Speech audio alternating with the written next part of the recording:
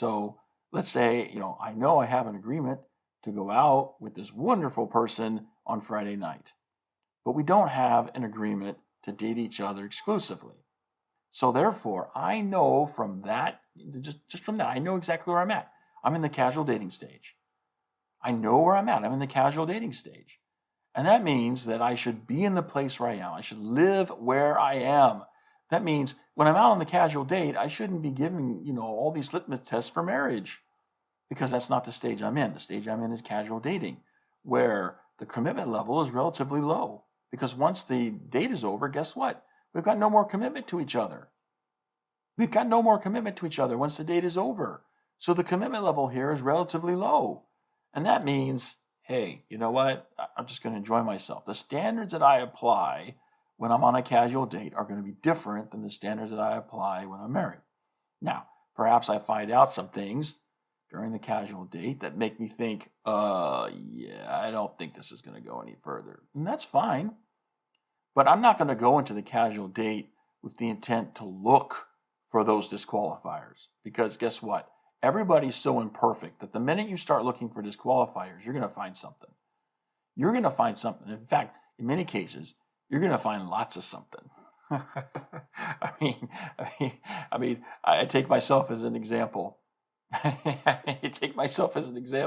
I always claim to be nothing but a walking construction zone. I'm full of more holes than Swiss cheese. So if you go looking for holes in me, you're not going to have to look very far to find them. You're going to find them pretty easily.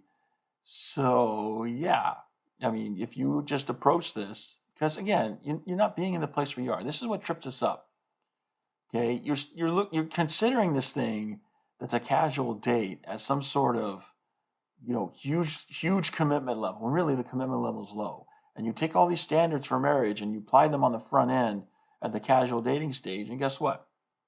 You're all confused. Everything is confused, and this is why you get frustrated. This is why very few things actually work out, because you're confusing everything. You need to be in the place where you are. If you're in a stage that has a low commitment level, then that's the way you need to approach your date. That's the way you need to approach everything you do in that stage. It's low commitment. Now, that doesn't mean it's not serious. Okay, there's a difference. Some people say that, you got to have, a high commitment level and seriousness, and those two go together. And that's not the case at all. You can be serious about something that's low commitment.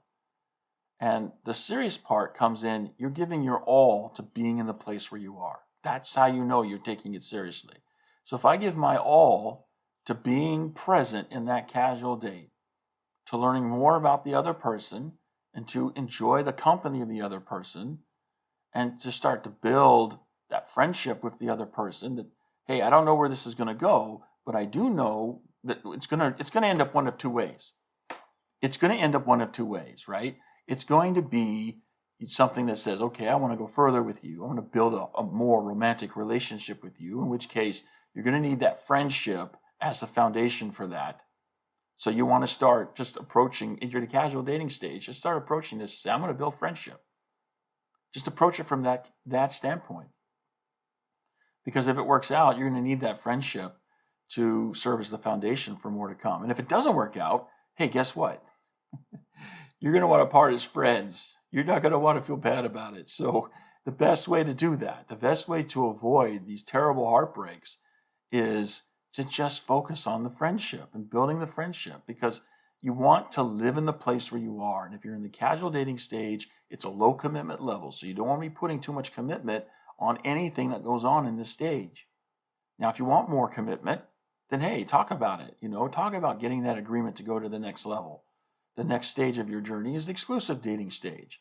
And so you want to talk about dating each other exclusively. And once you secure that agreement, then you'll move on to the next stage. But until then, if you don't have that agreement, you're not going to progress there.